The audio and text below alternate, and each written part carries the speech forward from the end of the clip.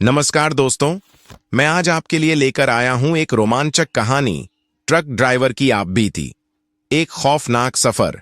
यह कहानी आपकी रूह को कंपा देगी और आपको अंत तक बांधे रखेगी। तो अगर आप पहली बार हमारे चैनल पर आए हैं, तो कृपया चैनल को सब्सक्राइब जरूर करें। इससे न केवल हमारी दोस्ती मजबूत होगी, बल्कि हमारी हर नई कहानी सबसे पहले आपके पास पहुंचेगी। मेरा नाम सुरेश है और मैं पिछले 15 सालों से ट्रक चला रहा हूं। बचपन से ही मुझे बड़े बड़े ट्रकों को सड़क पर दौड़ते देखना बहुत पसंद था। मुझे नहीं पता था कि एक दिन यही मेरा पेशा बन जाएगा। ट्रक ड्राइवर की जिंदगी बाहर से जितनी रोमांचक लगती है, असल में उतनी ही खतरनाक और संघर्षों से भरी होती है। इस कहानी में मैं आपको अपने एक ऐसे सफर के बारे में बताने जा रहा हूं जिसने मेरी जिंदगी बदल कर रख दी। यह सफर हरिद्वार से मुंबई का था, लेकिन इस बीच जो हुआ वह मैं कभी नहीं भूल सकता। भाग 2। हरिद्वार से सफर की शुरुआत यह ठंड की एक काली रात थी।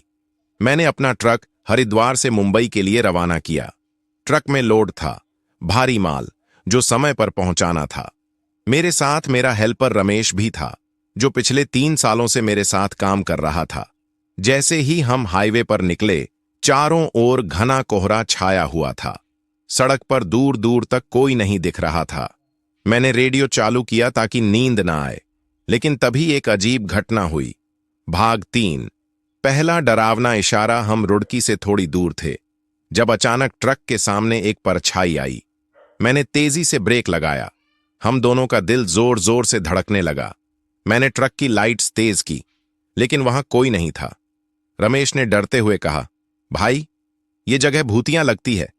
मैंने उसकी बात को मजाक में उड़ा दिया और ट्रक आगे बढ़ा दिया। लेकिन कुछ मिनटों बाद मैंने फिर वहीं परछाई देखी। अब मुझे भी अजीब लगने लगा था। हमने सोचा कि शायद थकान की वजह से हमें भ्रम हो रहा होगा, लेकिन असली डरावनी घटनाएं अभी बाकी थीं। भाग 4। खौफनाक साया। जब हम सहारनपुर के जंगलों से गुजर रहे थे, तभी रमेश ने कांपती आवाज में कहा, भाई, कोई हमारे ट्रक के पीछे भाग रहा है।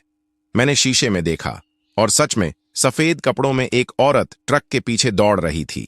उसकी चाल सामान्य नहीं थी, वह हवा में तैरती हुई लग रही थी। मैं हड़बड़ा गया और ट्रक की स्पीड बढ़ा दी।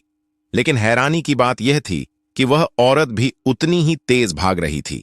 तभी अचानक ट्रक के ऊपर किसी के चढ़ने की आवाज आई। धम धम धम। रमेश डर के मारे रोने लगा। मैं भी घबरा गया था, लेकिन हिम्मत जुटाकर ट्रक चलाता रहा। फिर अचानक सब कुछ शांत हो गया। जब हमने पीछे देखा तो कुछ भी नहीं था। भाग 5।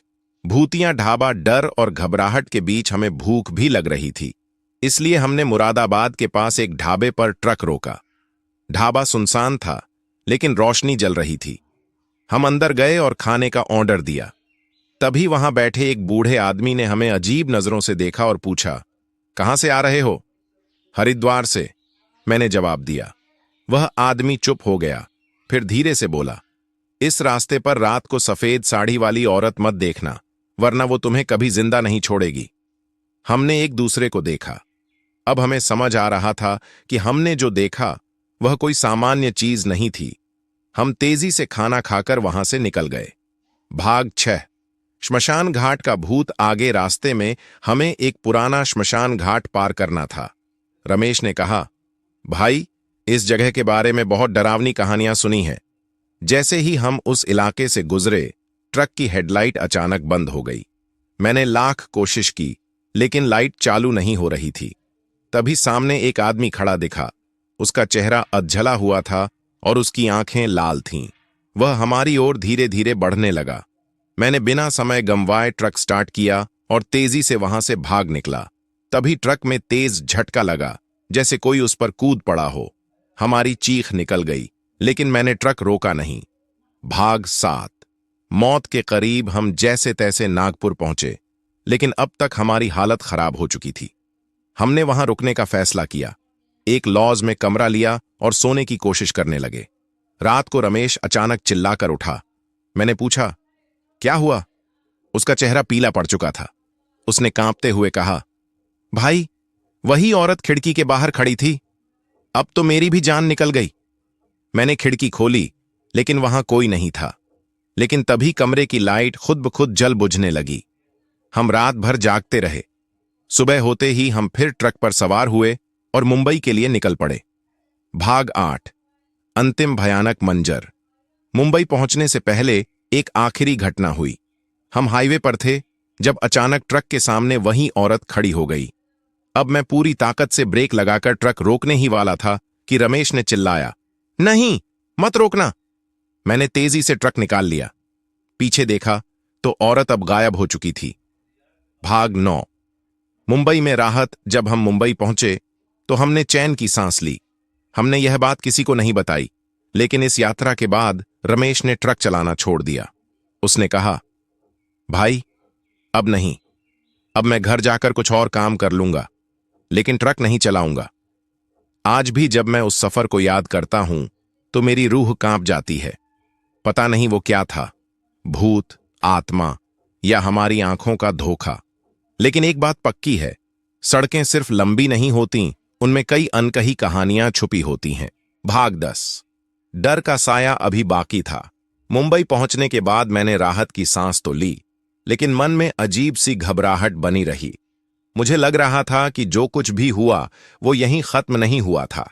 हालांकि रमेश ने ट्रक छोड़ने का फैसला कर लिया था, लेकिन मैं मजबूर था।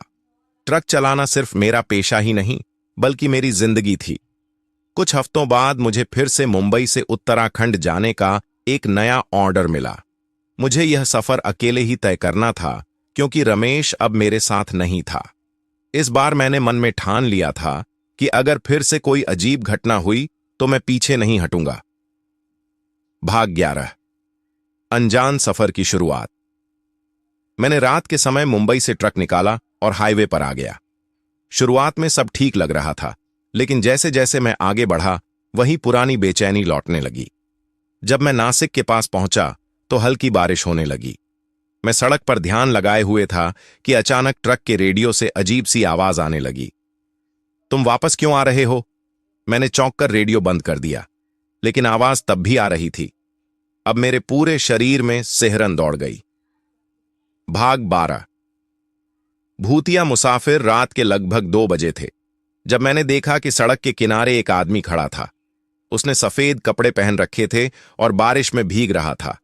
जैसे ही मैं पास पहुंचा, उसने हाथ बढ़ाकर लिफ्ट मांगी। मेरे मन में डर तो था, लेकिन मैंने हिम्मत करके ट्रक नहीं रोका। पर जैसे ही मैं आगे बढ़ा, मेरी नजर साइड मिरर पर पड़ी और मेरा दिल जोर से धड़कने लगा। वो आदमी अब मेरे ट्रक के पीछे दौड़ रहा था। उसकी रफ्तार इंसानों जैसी नहीं थी, बल्कि वो किसी परछाई की तरह तेजी से आगे बढ़ रहा था। मेरी घबराहट बढ़ती जा रही थी, लेकिन मैं बिना देखे ट्रक भगाता रहा। भाग 13। जंगल में खौफनाक मंजर। अब मैं मध्य प्रदेश के जंगलों से गुजर रहा था। चारों ओर सन्नाटा था और सिर्फ ट्रक की हेडलाइट्स ही सड़क को रोशन कर रही थीं। तभी अचानक ट्रक के आगे एक बड़ा सा पेड़ गिर गया। मैंने जोर से ब्रेक मारी और ट्रक रुक गया। मुझे लगा कि शायद बारिश की वजह से पेड़ गिरा होगा, लेकिन जैसे ही मैंने खिड़की से बाहर झांका, मेरी सांसें अटक गईं। वहां वही औरत खड़ी थी जो पिछली बार हाईवे पर दिखी थी। उसकी आंखें गहरी काली थीं और उसका चेहरा खून से लथपथ था। वो धीरे धीरे मेरी तरफ बढ़ रही थी। भाग 14। मौत का सामना। मैंने डर के मारे ट्रक स्टार्ट करने की कोशिश की, लेकिन इंजन बार बार बंद हो रहा था। तभी उस औरत ने अपना हाथ आगे बढ़ाया और मेरा शरीर जड़ हो गया। मुझे लगा कि अब मेरा अंत आ गया है, लेकिन तभी पीछे से एक ट्रक की हेडलाइट्स चमकीं और वो औरत अचानक गायब हो गई। पीछे से आने वाला ट्रक रुका और उसमें से एक बुजुर्ग आदमी उतरा। उसने मेरी हालत देखी और कहा, तूने उसे फिर देख लिया? मैंने तुझसे कहा था कि इस रास्ते पर मत आना। अब मुझे समझ में आया कि वो ढाबे वाला बूढ़ा आदमी सही कह रहा था। भाग 15। अंतिम चेतावनी। उस बुजुर्ग ने मुझे पानी दिया और कहा, अगर तू इस रास्ते पर बार बार आएगा तो वो तुझे छोड़ने वाली नहीं। मैंने हिम्मत जुटाकर ट्रक स्टार्ट किया और वहां से तेजी से निकल गया। इस घटना को अब कई साल बीत चुके हैं, लेकिन मैं आज भी उस सफर को भूल नहीं पाया। अब भी जब मैं रात में अकेले ट्रक चलाता हूं तो ऐसा महसूस होता है कि कोई मेरे पीछे बैठा है, मेरी हर हरकत को देख रहा है। ट्रक ड्राइवर की जिंदगी सिर्फ लंबी सड़कों का सफर नहीं, बल्कि डर और संघर्षों से भरी होती है। कुछ डर आंखों से दिखते हैं और कुछ सिर्फ महसूस होते हैं, लेकिन दोनों ही रूह कंपा देने वाले होते हैं। ऐसे ही हॉरर कहानी सुनने के लिए मेरे चैनल को लाइक और सब्सक्राइब जरूर करें।